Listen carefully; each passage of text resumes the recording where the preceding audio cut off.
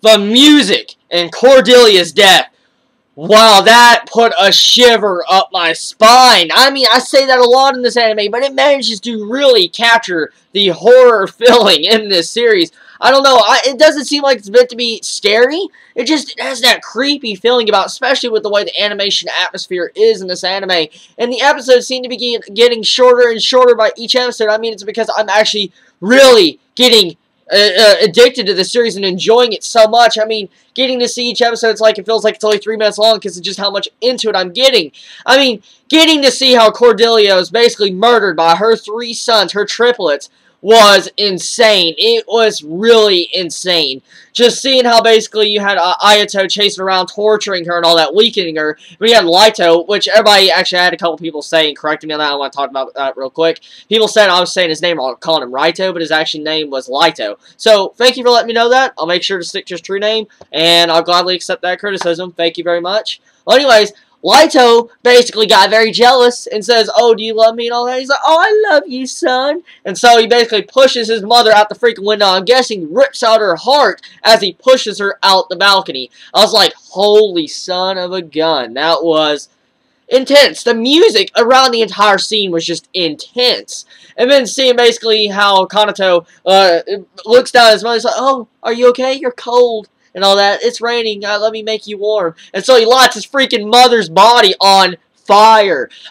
It's like, "Oh, you're warm now, mother. Don't worry." Just, Kanato, man, you're freaking creepy as hell. I mean, there's not much more creepy you could get. You had wax figure human dolls in your freaking basement. Now you're lighting your mother on fire with freaking candle and trying to say, "Oh, you're trying to make her warm." Just, there's not much more creepier and low you can go as a character. But, I mean, there were some really good scenes in this episode. Besides Cordelia, which took up majority of this episode, and since we all know this episode is very short, and basically Diabolik Lovers is always short to begin with, since it's only like 15 minutes long, and they do an ending and an opening, that cuts it down to maybe like only 8 minutes of actual anime footage. So, anyways, getting to move off after Cordelia's entire scene and all that, we get to see Subaru. I met the only character not to bite Yui until this episode. He finally gets his turn. But, there's one thing about Subaru that I actually like about his character over everybody else. It seemed like he was actually being forced into drinking her blood. I mean, it seemed like he was trying to warn her. He kept pushing her hand back, say, "Stay away from me," and all that. Kept pushing her, just doing all sorts of things to keep her away from him. But she would not. So, he basically, I'm guessing, had vampire urges and he couldn't control himself and basically started sucking her blood.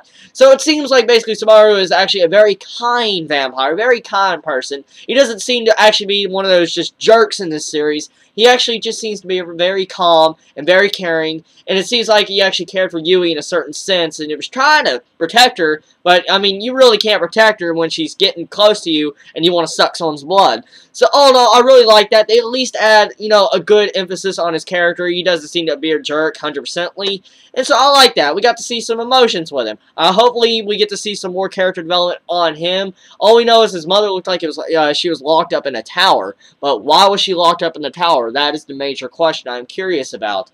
Now then, at the end of this episode, we get to see Ayato basically sitting there in Yui's bed and say, "Hey, don't disobey me," and hold her down and all that. So, and that's where the episode ends. You know, Ayato, it seems like he really cares for Yui. I mean, I've gotten that feeling quite a bit these past couple episodes. I mean, when we first saw him, basically, he was very mean to her. But then as the episode slowly progresses, it seems like he actually truly cares in a certain way, even though he shows ownership over her and all that. It seems like, basically, he has some form of feelings towards her, and it looks like he's actually trying to protect her in a certain sense. I mean, for instance, like last episode, when Lito was basically starting to drink her blood, it seemed like he really wasn't going to drink her blood until Lito got around and started basically forcing himself all on top of her. So, all in all, in that, I like Ayato, too, as a character. He has progressed pretty well, too. So, those are two characters of this series I am really enjoying. The other characters are just complete jerks, but Lito is the... yeah, you know how I feel about him. I don't even have to go into him. Well, anyways, hopefully you all enjoyed this anime review on Diabolik Lovers this week. Tell me what you feel about this episode. Did you enjoy it? Did you enjoy that epic scene with Cordelia's death and how just dramatic that entire emphasis on her death was?